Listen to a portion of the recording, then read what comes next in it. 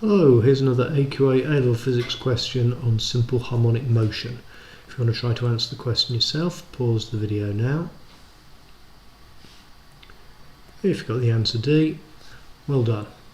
So a body performs simple harmonic motion. What is the phase difference between the variation of displacement with time and the variation of acceleration of the body with time? So, you should know the definition of simple harmonic motion, or you need to know the definition of simple harmonic motion, and that is that the acceleration of the body is directly proportional to the displacement,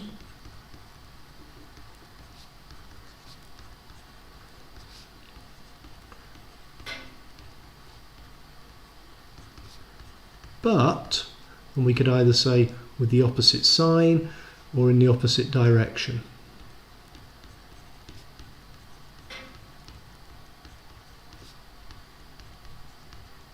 So, what does that tell me? Well, let's imagine we've got a spring mass system,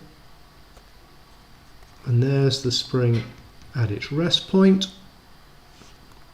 Let's take the spring to its maximum positive displacement. So that's its maximum positive displacement, which would otherwise be known as its amplitude. That means that's going to be at its maximum acceleration, because acceleration is directly proportional to the displacement, but with the opposite sign.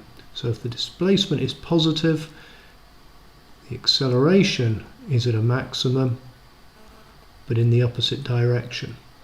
That means the displacement and the acceleration are 180 degrees out of phase, which is the answer D.